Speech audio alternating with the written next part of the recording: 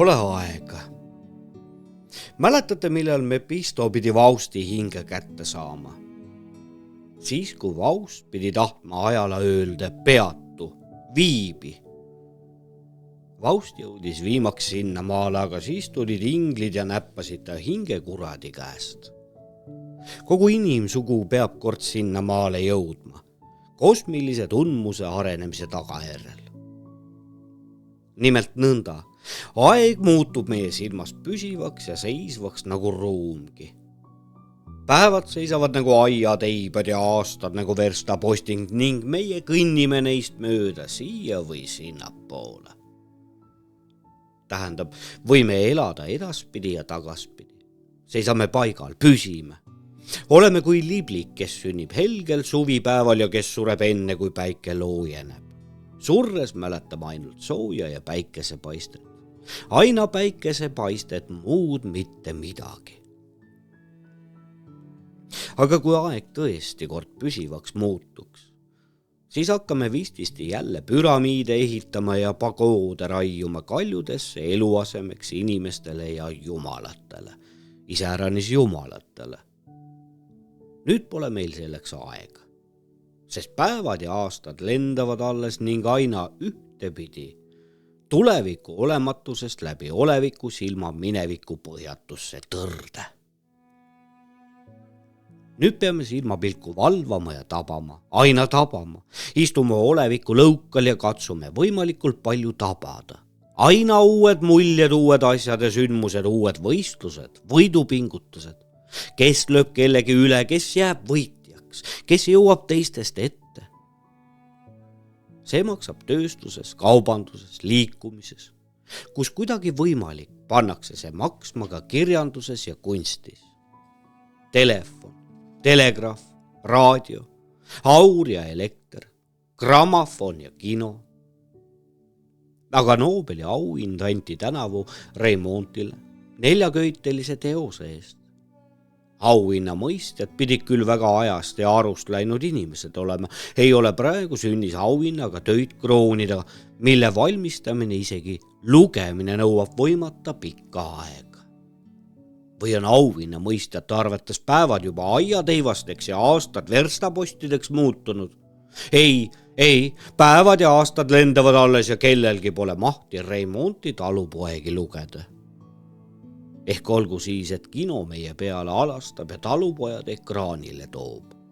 Siis muidugi, sest siis on need talupojad moodsa kultuuriga hingestatud. Siit teeme ühe järelduse, nimelt spordi kohta. Oma kultuurkapitalis seame ta teaduste ja kunstide ritta. Tänavust Nobeli auhinna mõistmist arvesse võttes teeme seda õigusega. Auhinna mõistjad toonitavad kirjanduses aeglast tempot. Seda sama toonitab ka sport. Ärge laske end heidutada rekorditega, olgu kiiruses või raskus tõstmises. See on silmapete või enesepettus, sest kui tõepoolest kiirus küsimuses oleks, milleks siis omal sibada jähkida, selle asemele pange mõni masin, olgu ta või tasuta. Auto või lennuk, üleüldse masin, see on ajanõue. Nõnda on siis sportline liikumine ja võidujooksmine, olgu 2 või 4-jalgsete vahel, suur tagasikiskumine, pott ajavaimu vastu. Ootame Ameerikalt selles asjas tervendavat ja kainestavat eeskuju, sest ilma eeskujuta on raske midagi ette võtta. Spordi patustamine ajavaimu vastu on ehk seletatav tema ühiskondlise hingeeluga, sest ühiskondlikes elus, poliitikas pole tänini suudetud masinaid suuremal määral tarvitusele võtta. Siin on pidanud enamasti ikka elavate olevustega läbi ajama isegi sõjas, sest kui sõjast elavad olevused kõrvaldad, siis kaoks selle ühiskondliku elu avalduse veetlevam silmapilk, tapmine, verevalamine. Masinaid poleks kuigi huvitav tappa. Neil puudub ju veri ja hing. Ehk mis mõte oleks masinatele näiteks mürgist gaasi ninna lasta? Hakkab ta aevastama, saab ta kuhugi Katari? Muidugi mitte. Nõnda siis peame sõjas esiotsa tingimata inimest arvesse võtma, kui me ei taha loobuda sellest huvitavast ühiskondlikust eluavaldusest.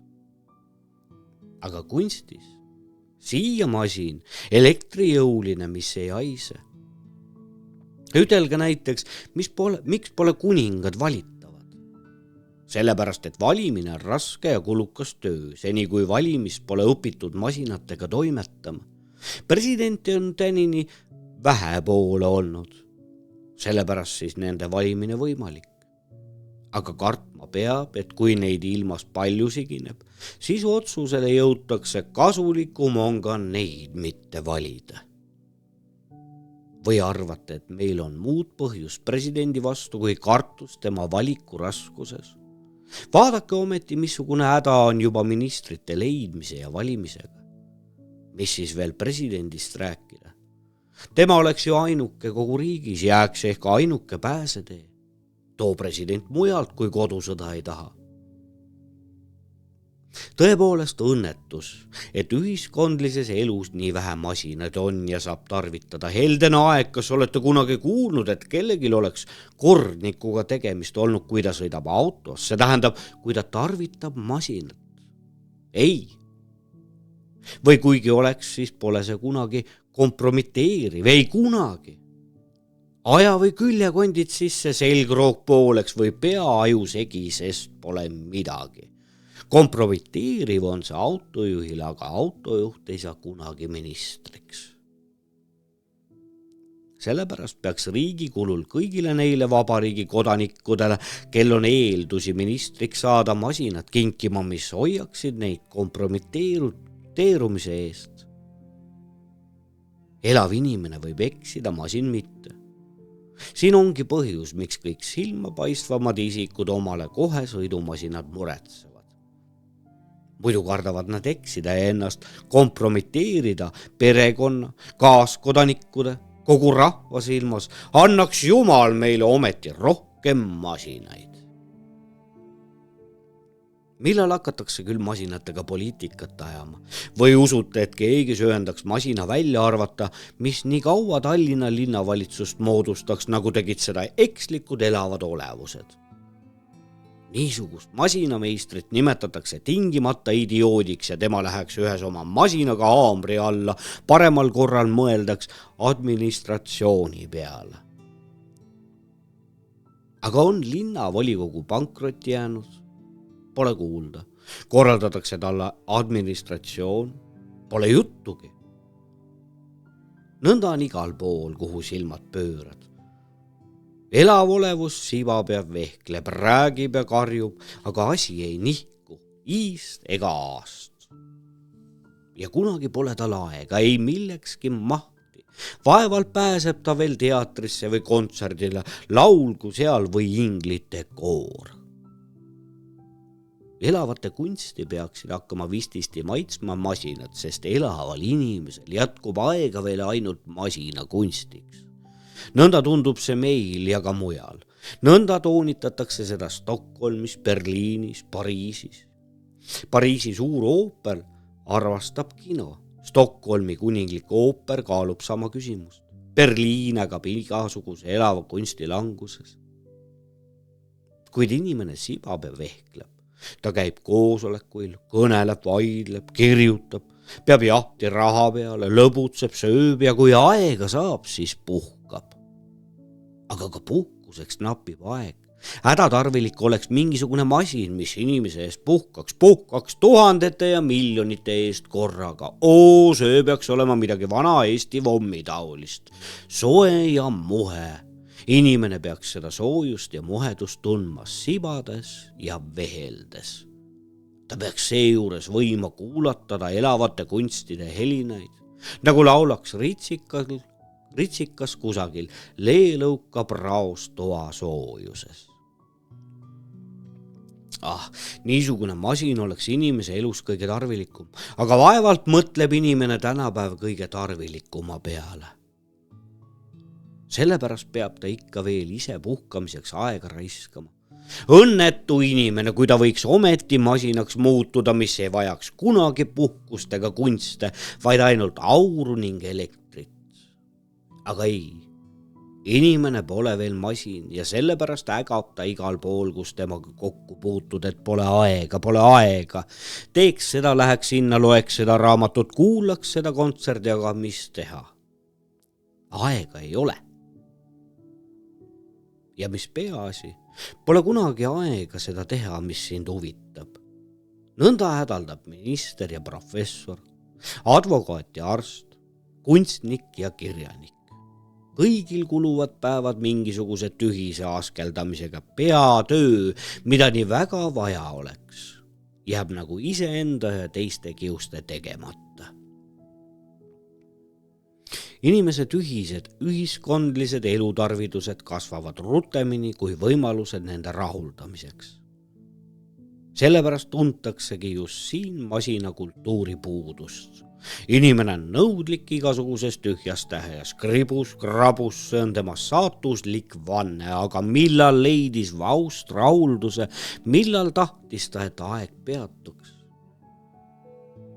Siis, kui ta hakkas muretsema vett ja leiba, ainult vett ja leiba, aineid, mis eluks tingimata tarvilikud.